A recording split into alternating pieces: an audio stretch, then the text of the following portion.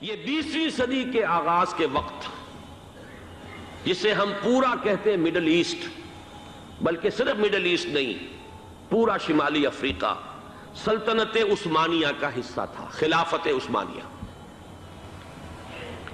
Libya, الجزائر، مصر، پورا حجاز، یمن، پورا عراق، شام، اور یہ شام ہی کے حصے ہیں در حقیقت اردن اور لبنان، یہ شام عرب، عراق عرب، یہ پورا علاقہ خلافت عثمانیہ یہ اس کا حصہ تھا۔ پہلی جنگ عظیم میں انگریزوں نے عربوں کو بغاوت پر آمادہ کیا، غداری پر آمادہ کیا، انہوں نے خلافت عثمانیہ کے خلاف بغاوت کی، بیج بوئے ان کے دلوں کے اندر نفرت کے، ابھارا انہیں کہ تم ترکوں کے غلام کیوں ہو، تمہیں خود حاکم ہونا چاہیے، تم کھڑے ہو جاؤ، ہم مدد کریں گے، تم بغاوت کرو، تم ان ترکوں کے خلاف ہماری مدد کرو، ہم تمہیں آزاد کر دیں گے، تم اپنے پاؤں پر خود کھڑے ہو جانا۔ یہ بہت ہی ہمارے لیے دردناک المیہ ہے اس پہلی جنگ عظیم کا۔ کرنل لارنس جیسا شخص، برطانوی استعمار، اور اس کے نتیجے میں عربوں نے بغاوت کی۔ اور اس قدر دردناک بات آپ کو بتا رہا ہوں، میں پہلی مرتبہ جب سن 62 میں حج کے لیے گیا مدینہ منورہ میں، ابھی وہ ریل کے انجن کھڑے ہوئے تھے۔ یہ ترکی کے زمانے میں، سلطنت عثمانیہ کے زمانے میں بغداد سے مدینے تک ریلوے لائن تھی۔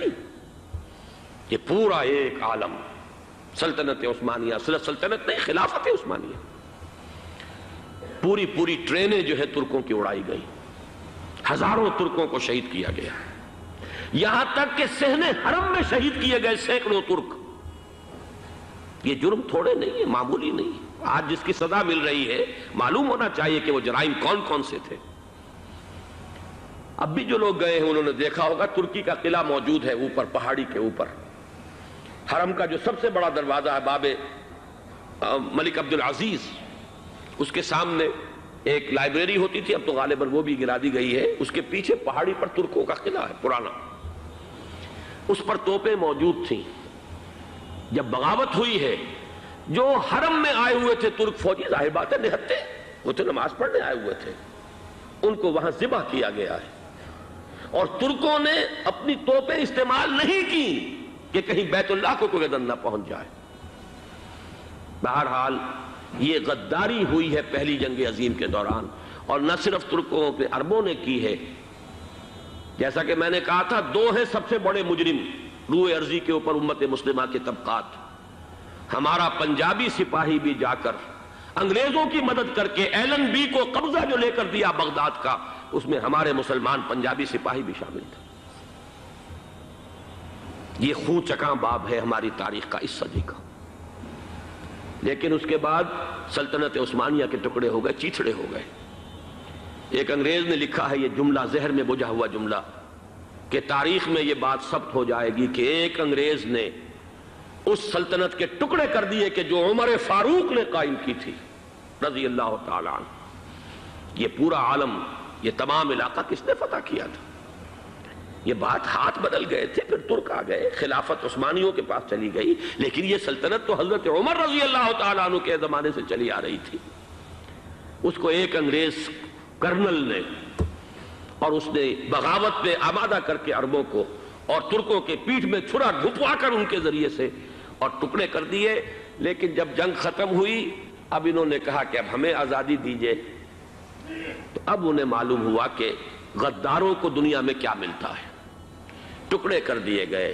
یہ حصہ عراق یہ انگریز کے پاس رہے گا، شام کا یہ علاقہ یہ فرانسیسیوں کے پاس رہے گا، مصر پر انگریزوں کا تسلط رہے گا، لیبیا اطالویوں کے پاس رہے گا، لے دے کر یہ جو علاقہ تھا حجاز، چونکہ وہاں کچھ تھا ہی نہیں، بوادن غیر ذی زرع، یہ عربوں کے پاس چھوڑ دیا گیا۔ اس وقت جو بادشاہ ہیں شاہ حسین اردن کے، ان کے دادا سب سے بڑے غدار وہی تھے، لہذا ان کو اس علاقے کی بادشاہت دے دی گئی۔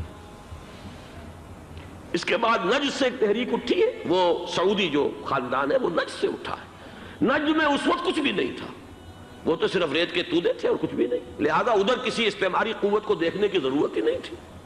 وہ تو بعد میں تیل برآمد ہوا اور اس کی حیثیت ہو گئی، اور یہ امارات کا علاقہ جو ہے اس کی دنیا میں اب گویا کہ یوں سمجھیے کہ جو سب سے زیادہ اہم علاقے ہو سکتے ہیں روئے ارضی کے نقشے پر، ان میں سے ایک وہ ہو گیا. لیکن یہ اس وقت کی بات میں کر رہا ہوں، کوئی حیثیت نہیں تھی، لہذا اس کو چھوڑ دیا گیا. یہ ہے تاریخی پس منظر، یہ لکیریں جو کھینچی گئی ہیں. یہ ایک ملت اسلامیہ کو جو قومیتوں میں تقسیم کیا گیا، پھر نعرے لگوائے گئے المصر للمصریین الشام للشامیین. اب شامی ایک علیحدہ قوم ہو چکے ہیں، مصری ایک علیحدہ قوم ہو چکے ہیں، عراقی ایک علیحدہ قوم ہو چکے ہیں. یہ ساری تقسیمیں استعمار کی پیدا کرنا ہے، اس کا کوئی تعلق اسلام کے ساتھ نہیں. دین کی بات پھیلانا صدقہ جاریہ ہے. ثواب کی نیت سے ویڈیو کو شیئر ضرور کیجیے. جزاک اللہ.